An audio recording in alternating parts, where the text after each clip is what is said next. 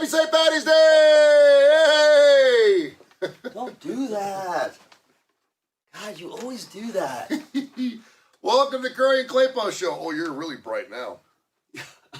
Look like an angel. You do. You look like you got a halo around you or something, man. Or you know what it looks like? It looks like I'm about to rise up. We've done this show about how many times? About 15,000 times. You'd think we'd have this stuff figured out. It's always a matter of refining and tightening. It is. You know. All right. Welcome to March 17th. Does this day mean anything to you? No, not a thing. Well, my wife's Irish. Is she?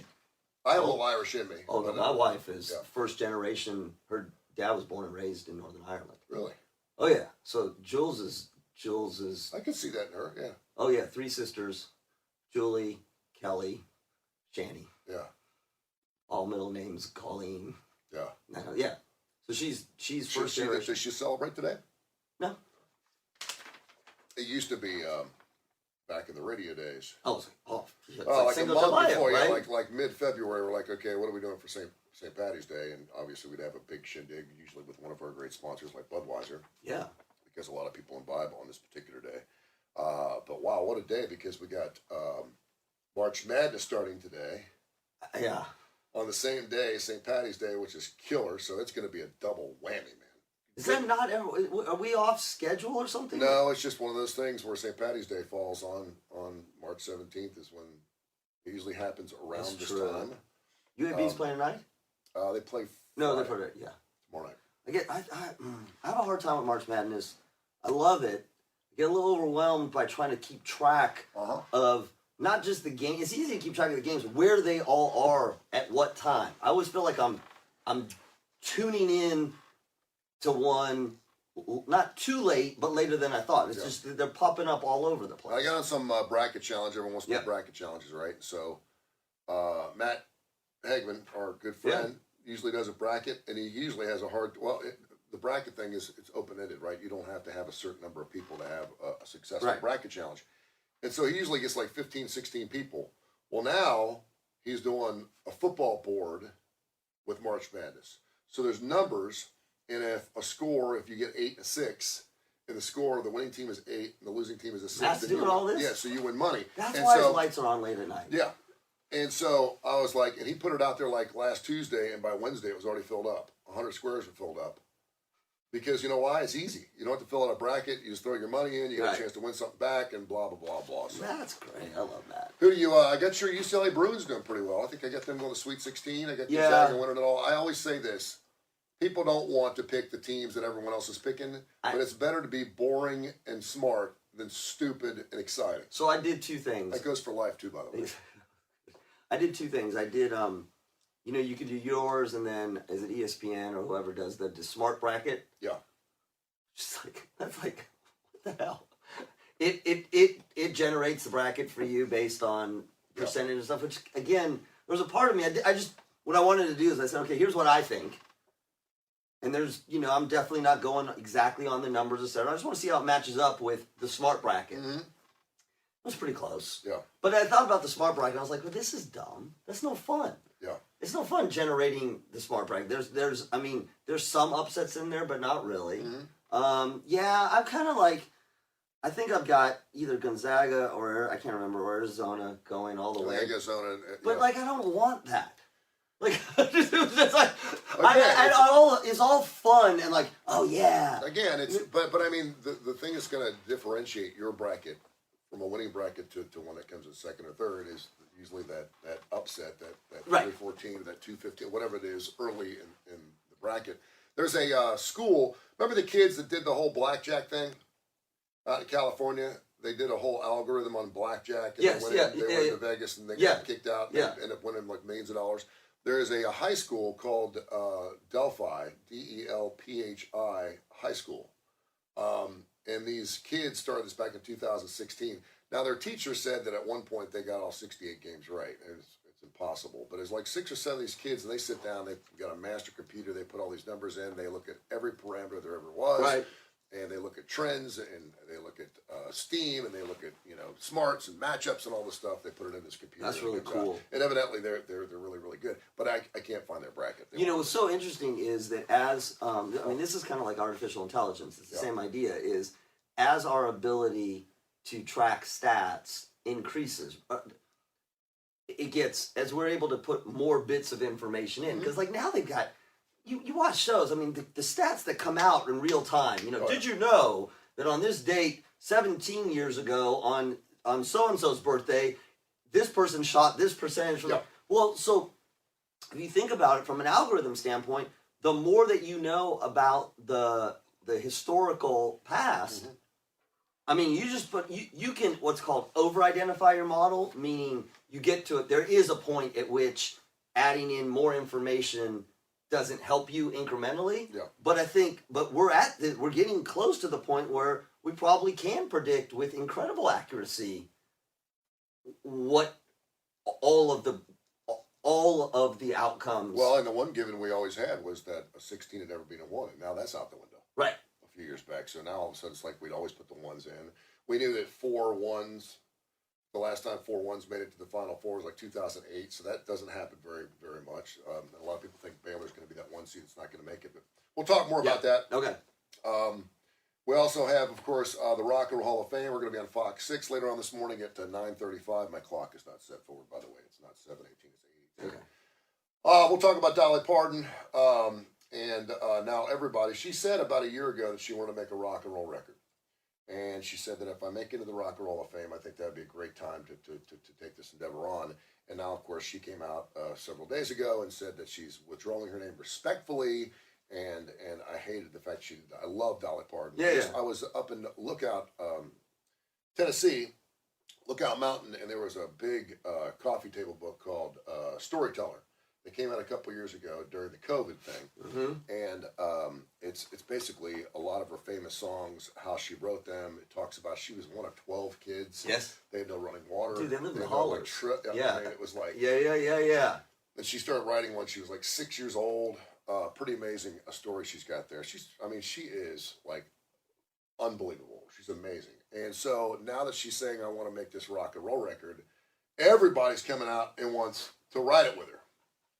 And so Todd Rundgren, who brought on stage several times, he's produced everyone from Nirvana to the Goo Goo Dolls to, he's done it, England and John Folkwell, he's done it all. He's like, man, Dolly, let me do this record with you.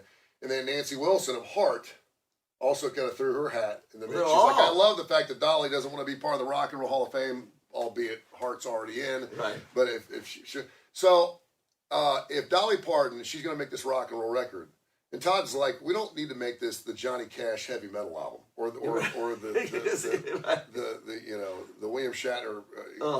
We need to let's do this for real. Let's make this a really good rock and roll record and not make it funny, novelty. Let's stretch your vocals a little bit, and let's bring some guests in. And so I'm getting cringy. I know. There's a part of me wants slightly part cringy. of me wants Dolly Parton to do, and I don't want to see her dressed in black and look like Rob Halford from Judas Priest on the cover of her album. Be Dolly Parton, be who you are, and do a rock and roll record. And then I'm thinking, okay, if we're bringing in Eddie Vedder, and we're bringing in Grohl, we're bringing all these rock and rollers, and they're singing duets with you, then that's not really a rock and roll record to me. If she wants to do a couple duets, because she could go out and just do a cover album. She could do Sammy, she could be singing. They can prop Ozzy up, and Oh man! And I'm sure people are throwing that idea. How about doing a duet with Ozzy Osbourne? How about a song with Ozzy Osbourne? I mean, let Dolly do her own rock and roll record and see what it turns out to be. She's 75 years old. You know what's interesting about that? What's really interesting to me about that? We've talked about this a lot because I always say the gospel of rock, according to Tony, is. What would constitute rock? This is I find this so interesting. What would a rock album have to sound like from her to be a rock album, right? Because we know, you got Southern rock, and you sort of got like the Eagles where there's this country rock crossover. You got, go back the other way. Yeah. You got the Eric Churches, the Luke Combs, the ones who are country, even Keith Urban and Brad Paisley who are playing rock riffs. Mm-hmm. So to me, it's really interesting. Where does rock become country, country become rock, and what constitutes? This is a great question for Tony Kurre. And what constitutes a rock album from Dolly Parton? What does it have to have on it? Because if you think about it, you could have her be singing with Eric Church, or Luke Combs, or hell, even Zach Brown, and it would be pushing her stuff towards rock. Yeah. The other thing is, what does country radio do with it? Well, yeah, because because they're going to play as a novelty. Rock stations, if it's good, we'll play it. If it's a good song, we'll play it. Rock stations, there's not a lot of them left. They're all classic rock stations, so they're not going to touch it. It'll be one of those things too, where I think it'll probably go to number one, and then it'll drop off the face of the earth because everyone will want to have it. But I just don't want it to be a joke. If she's going to do it, do it right. And she's done everything right in her life, and she works her ass off. So if she's going to do a rock and roll record, and we talked about the Miley Cyrus thing. Well, yeah. I appreciate the fact she's teaming up with Joan Jett and Billy Idol and doing all these things. It's very lounge lizardish. I don't like it because Miley. I feel like Miley's better than that, right? I feel like Miley's a better singer than that. The last thing I want is Miley Cyrus with Dolly Parton. Let Dolly do her own thing. I'm assuming she's probably already written some songs. Yeah. Rock and roll obviously has a different sound and a different feel, different instruments, different, But that's what I'm saying. Not necessarily. Not. What I'm saying is Dolly Parton couldn't make like a regular record and say, this is my rock album. No. It's going to have to sound different. It's going to have to be different. But again, I also don't want 25 classic rock artists. Right. See, that's what I'm saying. Listen. I know you're not. Well, you're a huge music fan, but I'm sort of hung up on the Keith Urban, Brad Paisley, Eric Church. I'm thinking of some of the country artists whose music really, I would consider it. If you put it on a rock station and I listen to it, I would call it rock. If you put it on a country station, I would call it rock and country. Right? Yeah. I mean, you could have classified country artists like that with her, if you will, pushing it more towards that. Or you could go the other way. I mean, you could have Slash play, right? See, but that would be weird. That would be weird. I feel like it's got to bring, Dolly's got to come along her own continuum. Yeah. I think Todd Rundgren. Yes. I think it'd be a great matchup because he's not so much a player anymore. He was with Ringo Starr's Arsenal band the last time I saw him down about 4 or 5 years ago. He's a great producer. He's a great producer. He's produced some of the greatest rock and roll acts of our time. And if he wants to produce Dolly Parton's record, I don't know if they have an engagement or whether they know each other.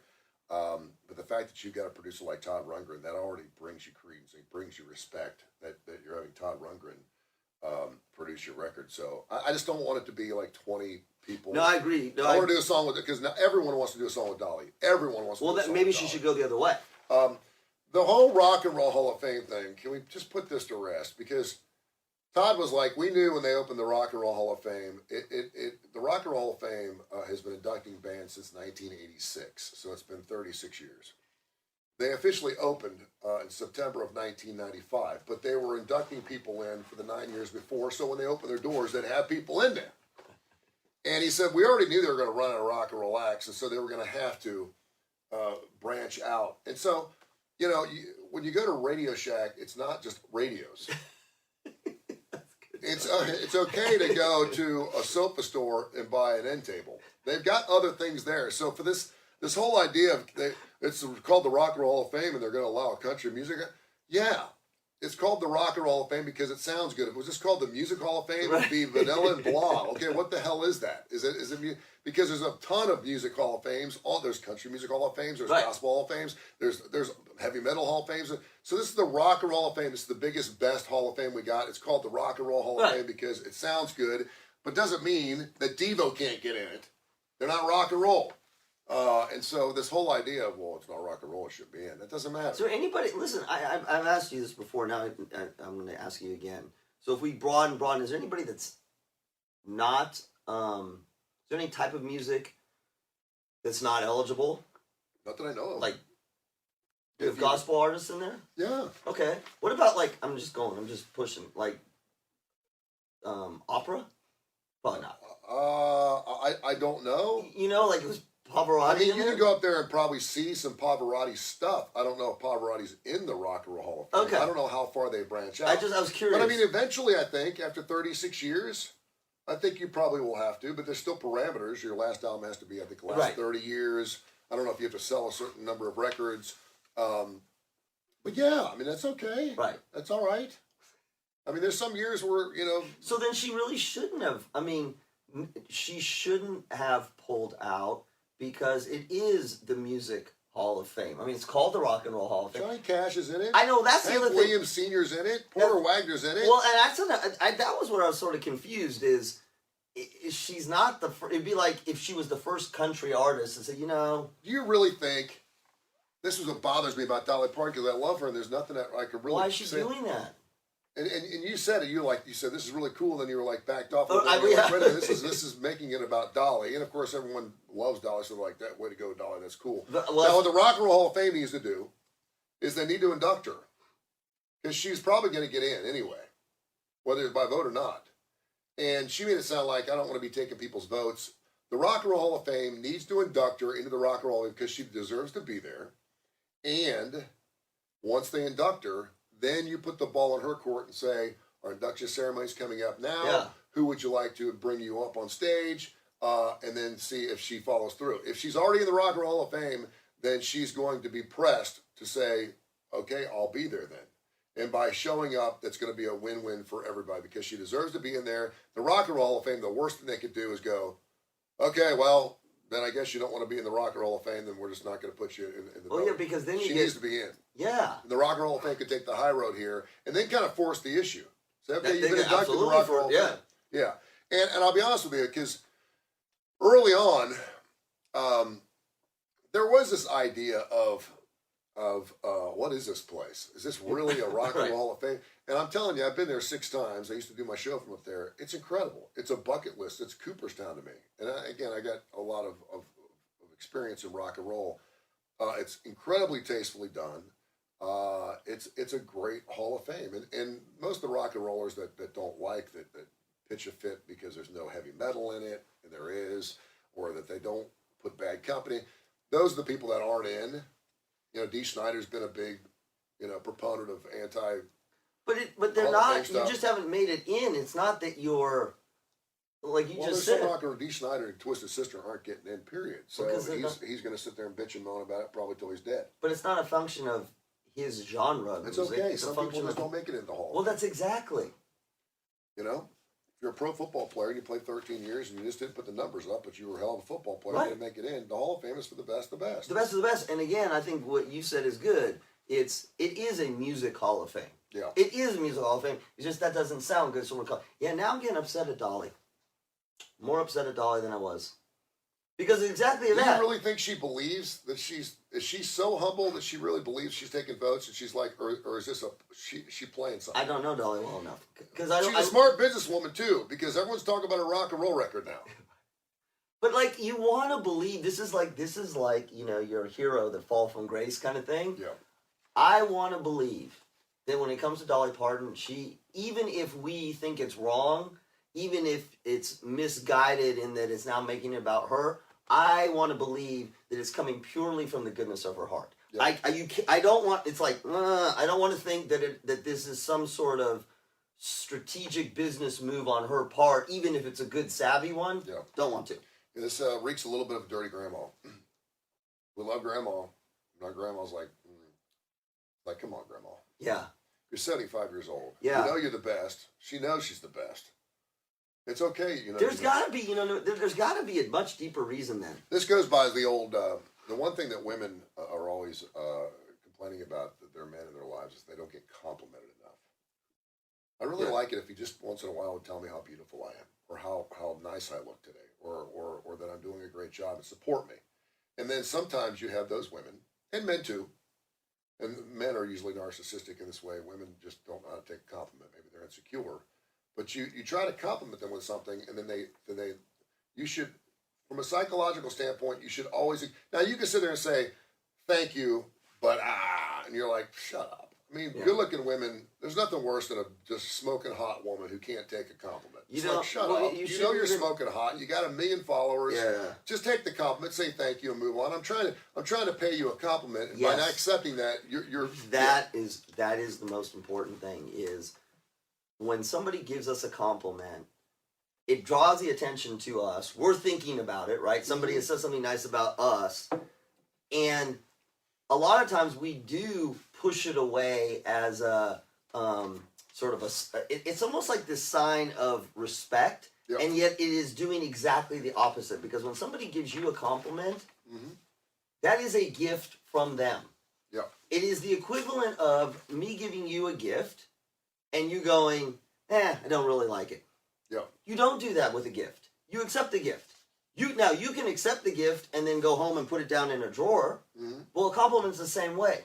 Do not argue on a compliment. Yeah. You don't ever argue on a compliment. All you say is thank you, because the compliment, while it's directed to you, it is not about you. It is about them wanting to share something. So by you not taking the compliment, even if you're doing sort of self-deprecating, oh no, what you're basically saying, think of it this way, and this is the best visual.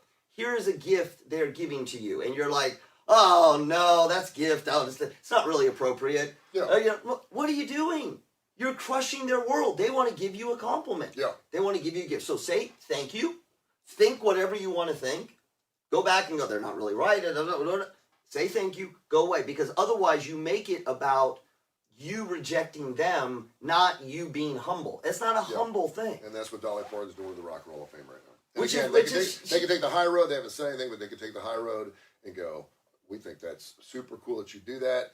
We've been inducting people for 36 years.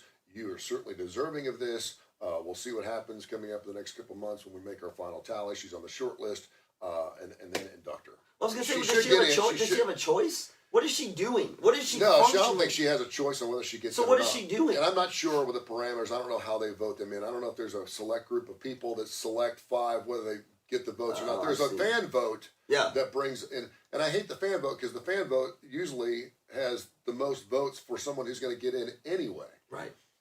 So what you do is you say, we're inducting these 5 artists, and then have the rest, and then let that vote play into whether the band gets in or not. So yeah. One band that is in the Rock and Roll Hall of Fame is the Rolling Stones. I don't know if you saw this, and I watched it yesterday. Keith Richards was on CBS Good Morning, the Saturday morning show, or is it Sunday morning? I don't know. I'm getting old. You are getting old. They have like a 45-second clip of just a bird sitting on a tree branch and a babbling brook. And It's I'm your like, moment. wow, It's this at is the end of the good. show. Yeah, I know. What great television. So they sent some old dude to go interview Keith Richards.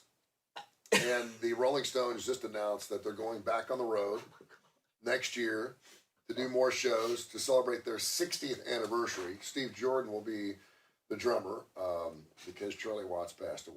60 down. When was the final tour? It just become the joke. I don't know if they've ever had a No, wasn't there a final tour?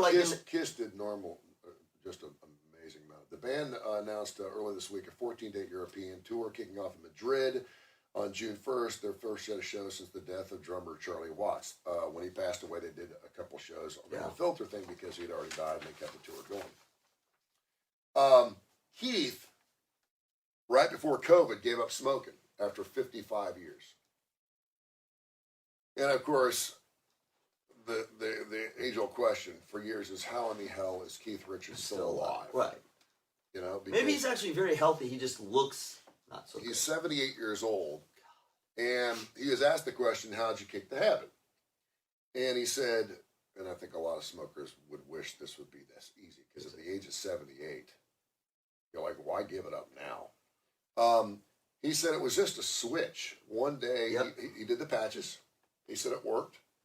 And he said the real difficult part was the rehearsing and being on stage, because that was just something that I always had. Yeah. He always had that cigarette in his mouth. And I don't know how many. Just put a carrot stick in there. Yeah, I don't know how many cigarettes he had. And so the question was posed to him, how are you still alive? This was on CBS. He snorted his dad's right. ashes. He had a heroin habit in Yeah. 1978, Oh, yeah. eventually stopped using cocaine after an accident in 2006 in which he fell out of a tree, Yeah, requiring brain surgery and a metal plate in the skull. He said, I've given up everything now, which is a trip in itself, he said afterwards. He also joked the secret. So he was asked the question, what's your secret to the longevity of drug usage? genetics. What did he say? He said, I've always treated my body like a temple Sorry. by only taking high-quality drugs. Ah, that's genius. He said, when I was taking dope, I was fully convinced that my body is my temple. I can do anything I want with it. No one can tell me yay or nay. This is great. He had a decade-long love affair with heroin. He was also a very heavy cocaine user. But he explained in his memoir and on this show on the Saturday or Sunday morning why he thinks he survived while many of his peers overdosed and died at an early age. He says, not only the high quality of drugs I had that attribute my survival to, I was very meticulous about how much I took. Look at this. This is kind of hard to believe. Maybe it is. As an addict and people that I know. I never put more in to get a little higher. He would not chase the dragon, as it were. That's where most people F up on drugs. They get greedy. This is great. This is so great. He said, people, they think once they got high, if they take more, they're going to get a little higher. There's no such thing, especially with cocaine. He's like drug Yoda. he'd be a great drug therapist. Maybe there's a measure of control, and maybe I'm rare in that aspect. You are. You are. You are really rare. Maybe there I have an advantage. It's a slight one. In the 1980s, saw a new side to Richards. He quit heroin after nearly landing a lengthy prison sentence for possession in Canada and married model Patty Hansen, with whom he has 2 daughters. He's become more slightly settled, focusing on no musical prospects and lengthy touring with the Stones over his more harmful horses. He said that since he stopped smoking, he said it's amazing how much more air I have in my lungs. Anyway, I think it's really interesting because this is not if you're going into rehab and you're trying to figure out a way. They do this with alcoholics. When alcoholics go in and people are like, I'm not sure if I'm an alcoholic or not. Well, if you're there, there's a good chance you probably are. If you're looking for help, you want to pull back. You may not be considered an alcoholic, but you want to pull back a little bit. And so they do this ounce counting, where you start counting your ounces and stuff. You take a little tablet and you will mark it down the bars. Oh, I can only have 3 drinks today, and then you try to stop. Well, the problem with alcohol is they can't stop. And so the amazing thing about what he's saying here, and I can only assume it's true, that once he gets high, he's good. Yeah. So there's no reason to take more than I need, because then you get to the point where it's not fun anymore. I think it's really interesting. So yeah. So is the problem? Now we know why Keith Richards is still alive. God, that's so introspective and philosophical. It's not something I want my kids to read about, but it's not because he's one of about 1 trillion people that can pull that off. Well, this is like predicting the brackets. And again, let's remember, he fell out of a tree. I was just gonna say when he was fucked up on heroin and had brain surgery and a metal plate. So obviously, he took it a little too far at one point. No, he may have just fallen out of the tree because he lost his balance. It had nothing to do with him being too high. See? Yeah. I want to get into some Baker Mayfield talk. Yeah. In just a second. Before we do that, talk about Driscoll Gray. I'm having coffee with John tomorrow. Tomorrow? I'm talking to John today. It's March 17th. I've waited long enough to do my taxes, and then, of course, I'll probably ask for the extension, but because I'm going through some other stuff, I probably need to get it done by April 15th. Yes. Talk about Driscoll Gray. They're fantastic. John Gray will save your ass. Yeah, he will. In so many ways. Yeah. My God, I shouldn't have said that, but it's true. He will help you manage your funds. He will help you manage your income. He will help manage your savings. He will help you manage your debt. And look, what is so great about John Gray is that he looks at the whole picture. He doesn't just look at how much money you've got to save. He's looking at what's coming up next. Are you going through a change in your marital status? Maybe you got a kid who's going to college. He's helping you plan the savings and the investing, and that's different than just telling you which mutual fund to put it into. Go to his webpage. It's DriscollGray.com. He is the best.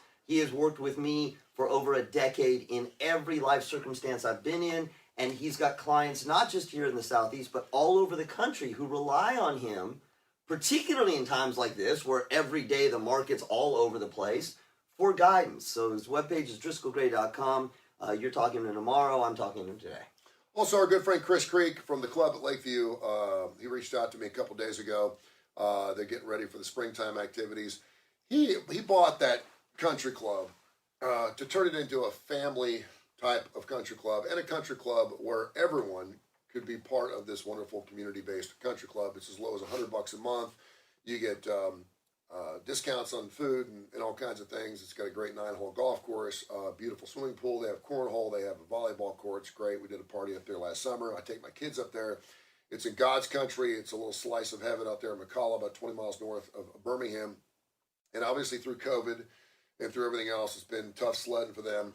But he's really done everything he possibly can do to make it a place where cops don't show up because of fights. Cops show up because they want to be members. That's right. Does that make sense? Yep. So the Club at Lakeview on their Facebook page, the Club at Lakeview on their Facebook page, Golf, Swim, Eat, Repeat, or the Club at Lakeview.com. It's great. They're having a golf tournament coming up on April 9th. I will be there, and we're going to have a little fundraiser for the Club at Lakeview. It's just a great community place. They have a great 50-foot bar. They've turned it into a really nice restaurant. Now it's a full-service restaurant. And what I love about it is it's not so highfalutin. You don't have to wear a sweater vest, Argyle sweater vest. It's not a Caddyshack kind of thing. It's But just you could wear an Argyle sweater. You could just be who you are and be part of a wonderful organization in the Club at Lakeview. And again, the Club at Lakeview Facebook page is the place to go. Check it out. I'll tweet out the flyer for their golf tournament coming up here on April 9th. It's going to be great. Baker Mayfield, first round draft pick, first overall. Had some issues in Oklahoma, ran away from the cops, blah, blah, blah, blah. Now he seems to be one of the most marketable guys. He's in all the Nissan commercials, the Heisman House. Yeah. He's a funny guy. Yeah, he's got good. For the most part, stayed relatively clean. He's got himself a woman. Looks like, and I think he's been in the league for 4 or 5 years. Looks like he could be that quarterback. He seems like he's a fighter. It seems like his teammates like him. And so the word came out that the Cleveland Browns were looking at bringing in Deshaun Watson. Yeah. My first question before we move on to Baker Mayfield is Deshaun Watson, no criminal activity as of right now. They could not indict him. And by the way, it does not take a whole lot to indict somebody. Right. They just had, it's not beyond a preponderance of blah, blah, blah. They just need to have a little bit to open the case and start to investigate and explore it. There were 22 of these supposed sexual assault cases. Evidently, the lawyer who took on the first couple went out and opened it up. It's like a mesothelioma thing. You know, like, hey, if you've been affected by that, I'll take your case on. And so he basically opened it up, and 22 separate women came forward. Assuming there's not any, and I guess because of double jeopardy, once the criminal case is done, you can no longer. So now they're thinking that maybe he'll just pay them off. Right. But there can be 22 civil cases. Right. You knowing enough about the National Football League and Deshaun Watson, are you willing to bring him in and make him your quarterback? Yes or no? I mean, this is right. This is where sports and society, sports and morality meet. We know his talent, though. It's been how long has it been since he's played? Baker? No, Deshaun. Oh, Deshaun hasn't played in a couple of years. Yeah. So he's had it all last year. Yeah. So I mean, I think two things go into it. One is, what do we think? Obviously, his athletic upside is relative. We know what we have in Baker. There he is. That's what we have. Then, and then the second part is, the whole attention. Is this going to be a distraction? That kind of thing. What I think is interesting about Deshaun is, again, you have this 2-year gap. Yeah. So, but what I'm hearing about Baker is the concerns that, I mean, obviously he's getting injured a lot, and the concerns that it's not going in the right direction. Yeah. That it's the. So, but to back it up a little bit before we get to Baker, though, do you take Deshaun or not? Do you bring him in? I mean, look. There's a huge risk there. I know. There's a lot of baggage there, and just because it's not a criminal O.J. Yeah. Simpson also wasn't found guilty. Well, of so killing. there's two pieces of me, to be honest with you, and I guess one you can get by easier. One is he hasn't played in a couple years, but even that, I guess you can make some assumptions about he's young enough, he's talented enough. That shouldn't be an issue. Mm-hmm. I think you bring him in because you want to win. Yeah. You know, I mean, would I bring him in? Well, I'm not in that position. Like, I don't work in that world. This is, I mean, you can go outside. Somebody who's had some stuff in the past, but you know what? They're a rock star. Do you wait until all these civil cases are settled and then you move on? Or because right now, again, he's got a lot of baggage.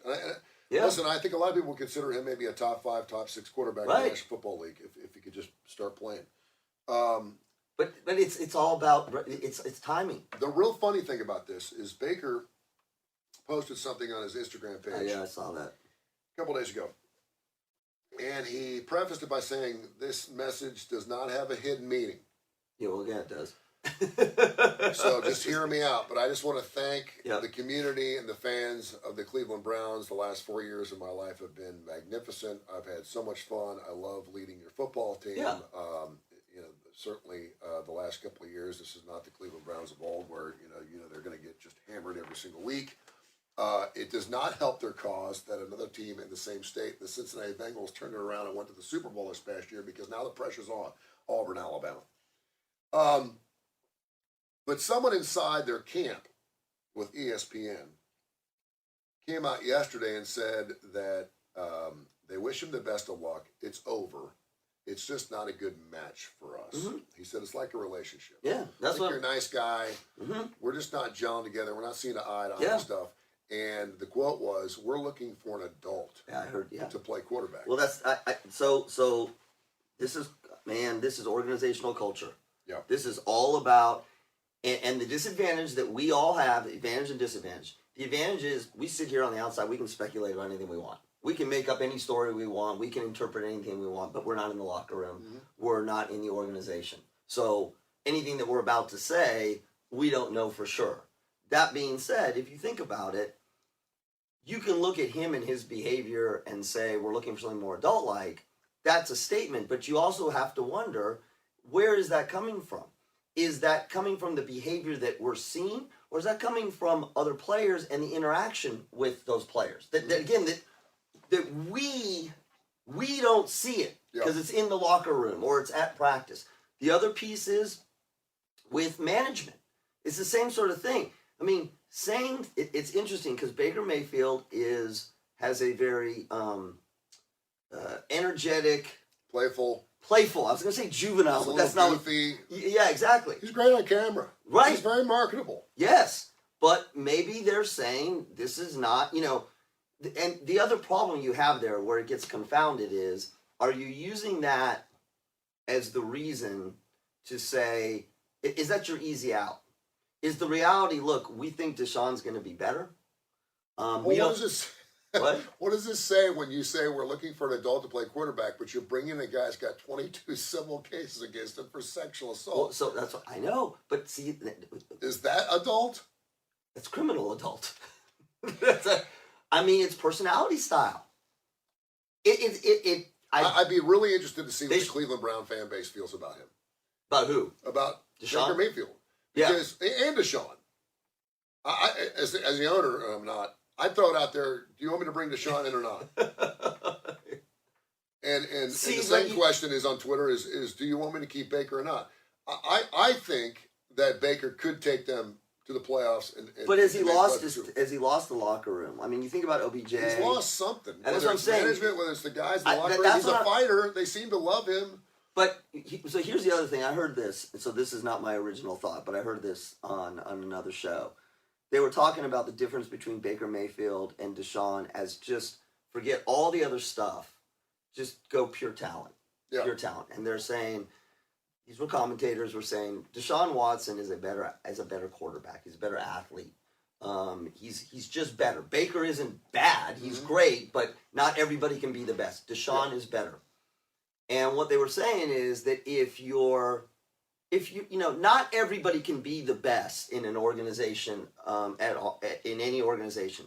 And if you're not the best, then yes, you're at a disadvantage, but it's your job to either make your weaknesses better, or if they are weaknesses that you can't change, then you compensate in other ways, right?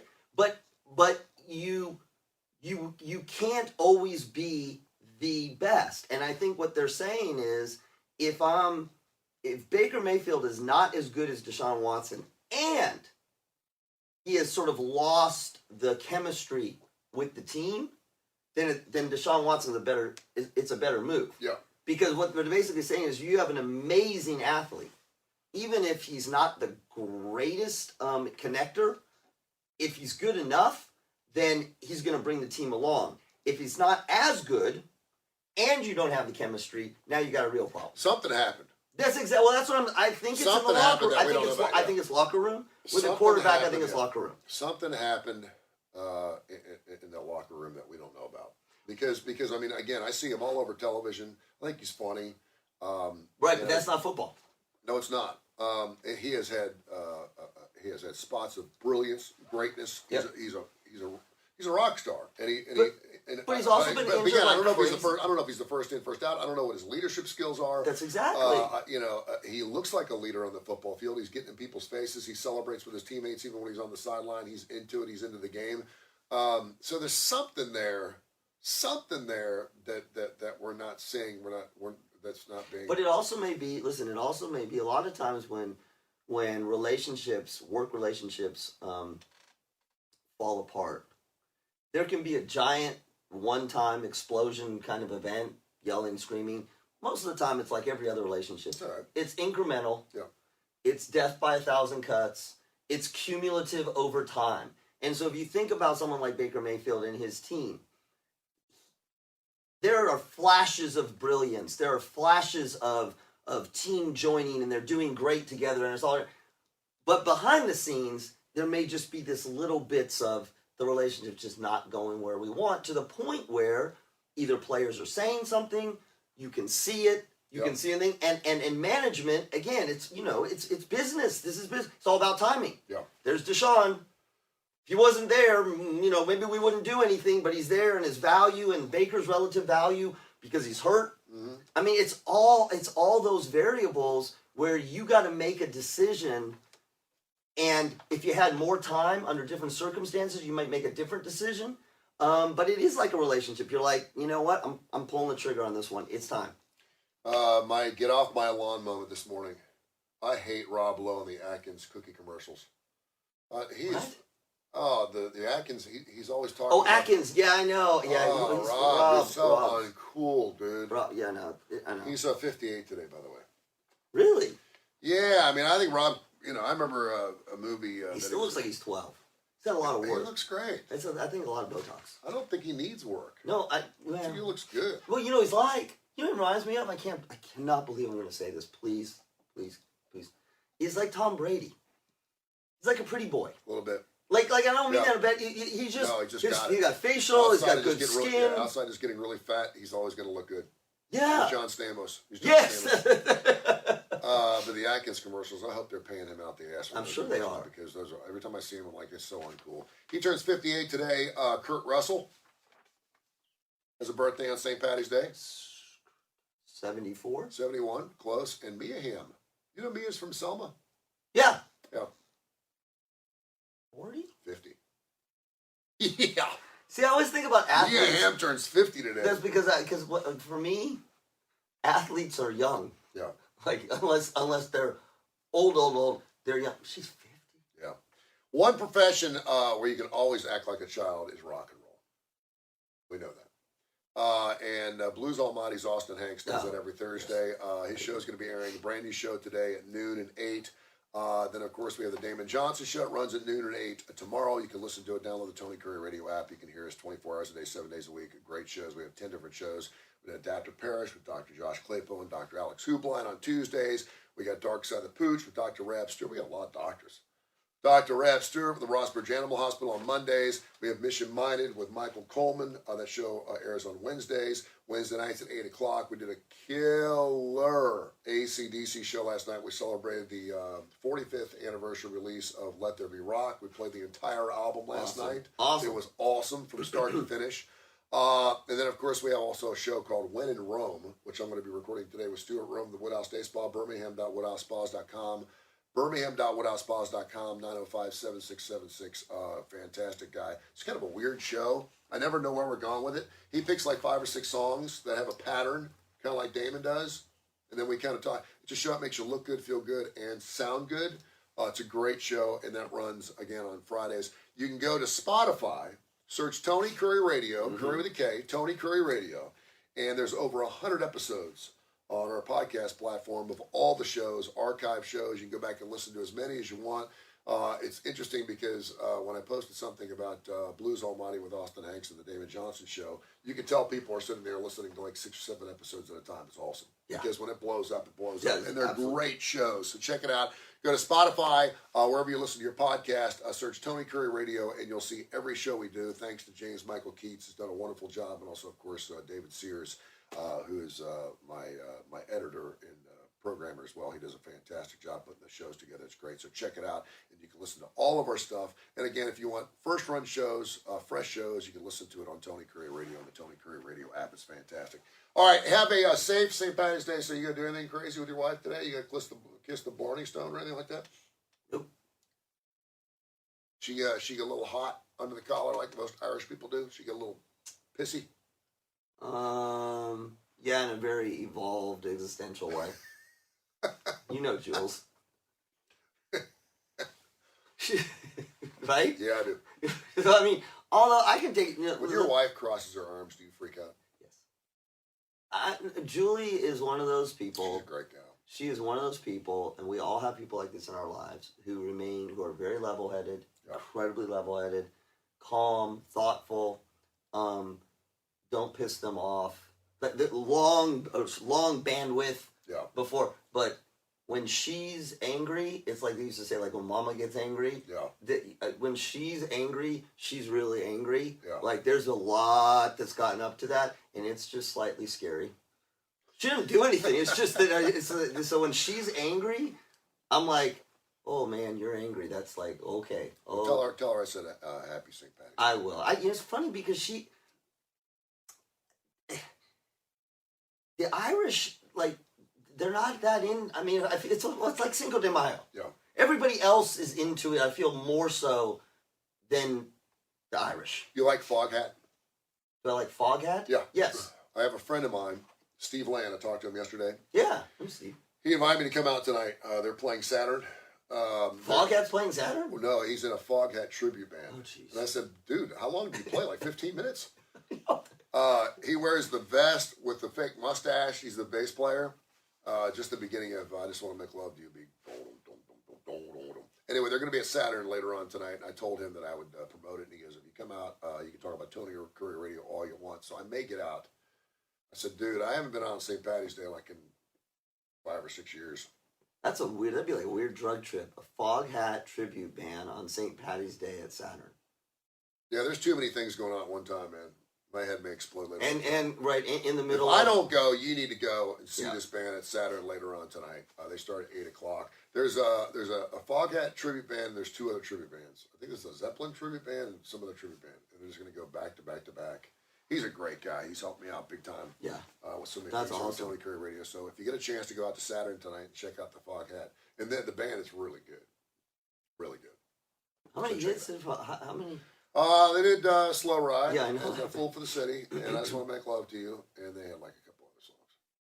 So it's a brief set. Dude, I remember in high school, man. Oh, yeah. The cassette tape of Foghat Live. Yeah. Foghat Live.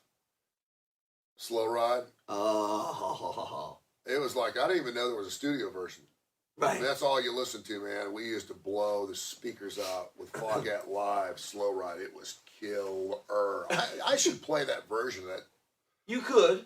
Yeah. Because that would be unique enough for the station. I love that. Man. See, now that's a song.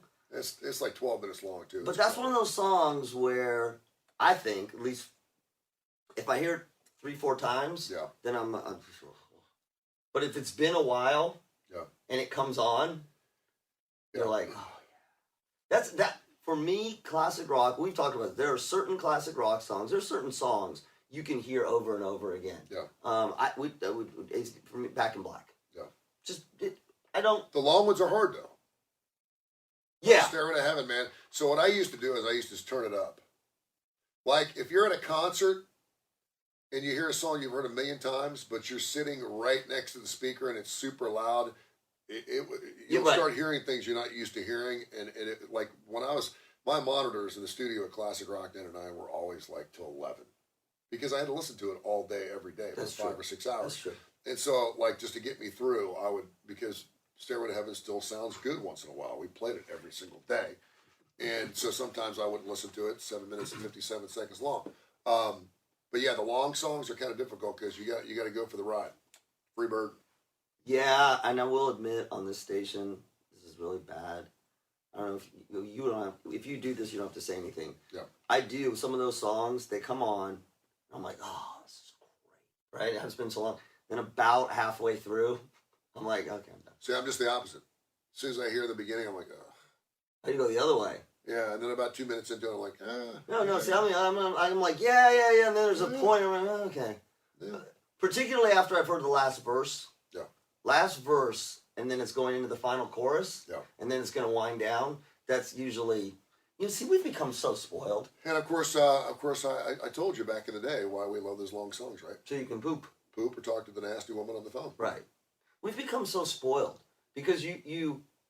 We are spoiled. Yeah. Yeah, I was thinking about this. Funny you should bring that up.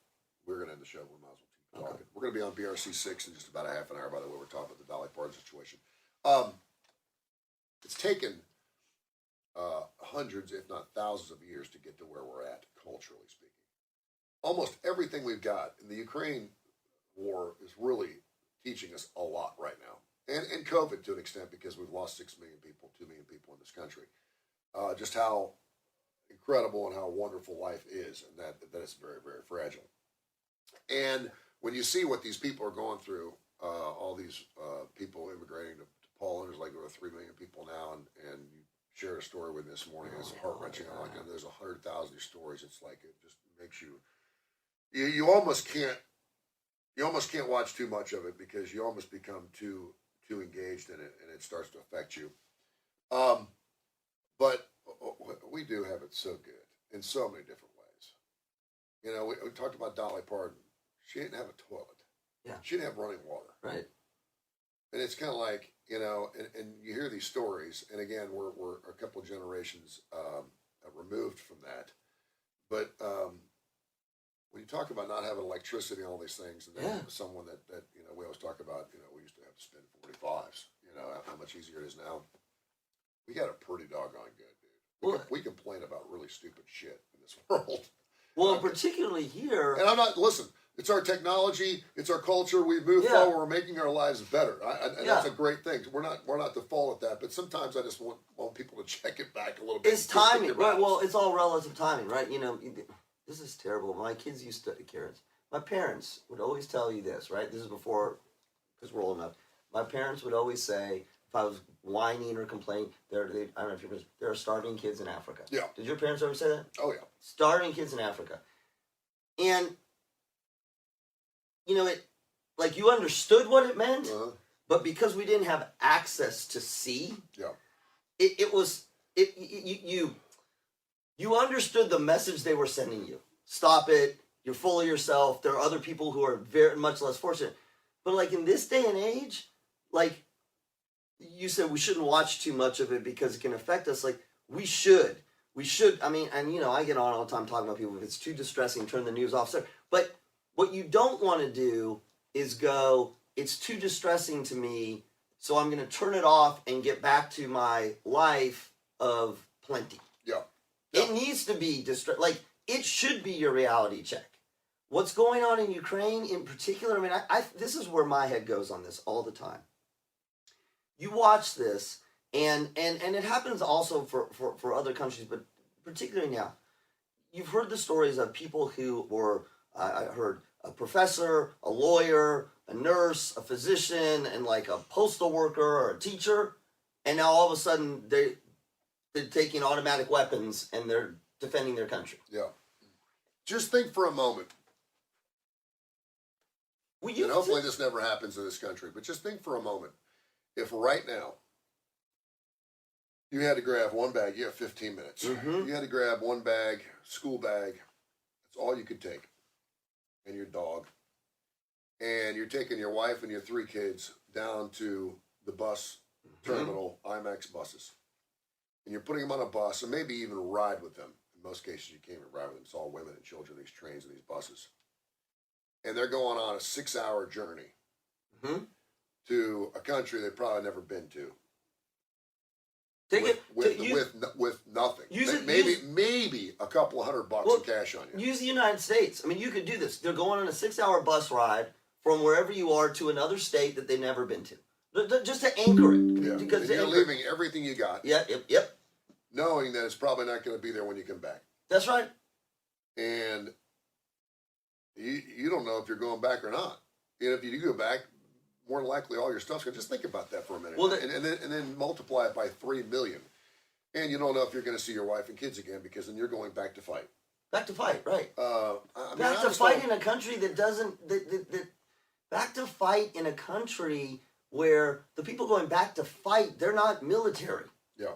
And again, that's like you and me. Mm-hmm. That's what I was saying. We put our family on a bus. They're going to another state. I'm sitting on my front porch with a pistol. Yes. I'm going, okay, now what am I That's exactly. Well, that's exactly. Yeah. You know, the president of Ukraine addressed Congress, and it was really interesting. I didn't see the whole thing, but I got to see the highlights. When you see, he's like, "This is your Pearl Harbor," right? Mm-hmm. And I remember, but initially I was like, "Okay, that doesn't work for me." Because I'm 50. Pearl Harbor doesn't, and then he went, "This is your 9/11. Yeah. This is your 9/11 where you never saw it coming. You never thought it was going to happen. You didn't know when it was going to happen." And I remember thinking, because again, for us, 9/11 was that moment where, wait, this is not supposed to happen. Yeah. And what did we all do? We couldn't wait to get home and hug our kids. Yep. And now we're putting our kids on a bus and saying, "I hope to see you soon." Yeah. Whew. That's tough. Our thoughts and prayers go out to them, and yes. Thanks to all the Ukrainians who continue to find Tony Kurre Radio. We love to be with you in some form or fashion. Yes. Know that everything we're playing is going out to you, and know that our thoughts and prayers go along with every note we play. All right, download the Tony Kurre Radio app. Thanks for watching us here at Facebook Live. Thanks to my best friend and radio partner, Dr. Josh Klapow, the Kurre and Klapow Show right here on Kurre and Klapow on Tony Kurre Radio. Happy St. Patty's Day. Enjoy your March Madness, and go Dolly. We'll be on Fox 6 in just about 30 minutes right here. We'll be on with Janice Rogers and Mickey Ferguson and Dubs and Toy and all those guys. And we appreciate the fact that they have their coolest TV station, not only here in town, but in the Southeast. The fact that they love having Kurre and Klapow, and they're smart. We bring a lot of listeners to them. Or we turn people off, one of the two. I'll try not to say What did you say? Can I just say, what was it you said like 2 segments ago? Foreplay? That was it. I was trying to remember what you said that was not highly controversial, but just enough. I said foreplay. Because I thought it was heavy petting. And it was like, there was like a 3-second delay, so it got real quiet. And I'm like, okay, did I? Yeah. I don't even know where it came from. I forget what we were talking about. Because it wasn't really about foreplay. No, it was about being nice to people or something, about warming up, yeah. What are you going to say today? Oh, man, please don't make reference to her breasts. No, that's too old. I mean. Okay. What was it, Johnny Carson? Like I give a paycheck to look under there one time. We can't do that. Be careful what you wish for. Yeah. Have you seen she's done interviews about like how. Would you ever want to see Dolly Parton without a wig? No. I mean, I've seen, you see the old pictures. That would be, the pictures of women with no makeup on, which is a pretty hot thing these days. Yeah, Dolly doesn't do that. I wonder what Dolly Parton well, looks like. Would you recognize her without makeup probably on? not. As old as I'd like to see that. Is there pictures of her without makeup on? Probably not. You won't see it. Because how long did it take Dolly Parton? Well, she did a segment with. I think she did a show with Reese Witherspoon about where Reese was at her house and talking about getting ready in the morning and putting on makeup, and like it takes an hour and a half, and she does it every day regardless of what she does. Yeah. I don't think you'll see pictures of Dolly on made up. Now you see obviously less made up when she was younger. She's beautiful. She is a beautiful. Well, she is a beautiful, but there is a caricature to her. Yeah. That I think we don't get to see really any variation in that. Yeah. We'll look online. I bet you there's probably something with less makeup, but I bet not much. she's Dolly. Yeah, I may not look. All right, have yourself a wonderful day. Thanks for watching here on Tony Kurre Radio.